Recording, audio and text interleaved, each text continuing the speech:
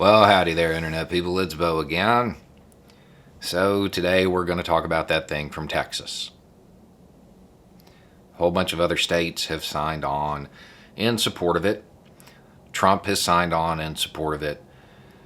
But if you talk to most constitutional scholars, they say it's not going to go anywhere.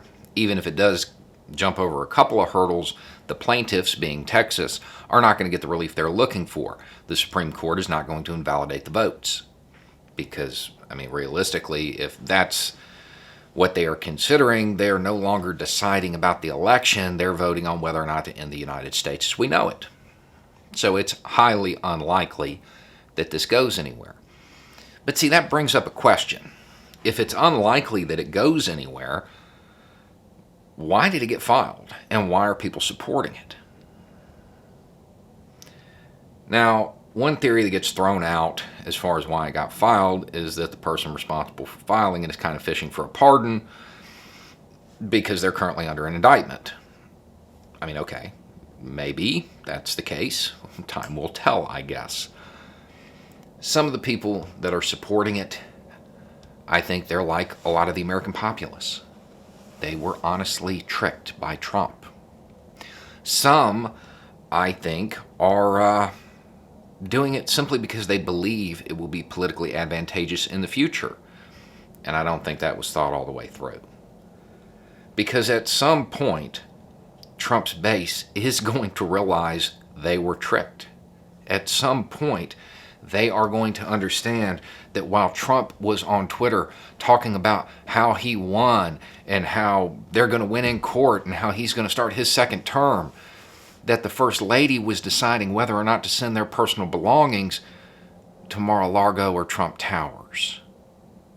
And that while she was doing that, he was out there collecting money from his base in this economy that they may not understand how it could end up being used. They may not get that. And I think that when they figure that out, they're probably not going to be really happy. And they're probably going to hold that against him and, well, anybody who supported it or enabled him. But there is that money. That money that may possibly end up being diverted to a political action committee. That might explain some of the support that he's getting. There may be politicians who are like, hey, maybe I can get my hands on some of that cash. And when you look at it like that, it's just kind of boring. It's the normal machinery of American politics. It's not right, but it's gone on for so long that we view it as normal. It's what we have come to tolerate and accept. Just in this case, it has gone to such an extreme that it actually poses a problem for the very foundations of American democracy. Again, I don't think this was very well thought through. I don't even think the legal pleading was thought through, because I can't imagine the precedent being set that State A can sue State B based on State A's interpretation of State B's laws in regards to the Constitution. That would open the door for legal shenanigans for like decades. It would be highly entertaining. I cannot wait to see California's lawsuit against Texas, because California doesn't really think that under the second, Texas is very well regulated. I don't believe this was thought through, and I don't think that it's worth losing any sleep over.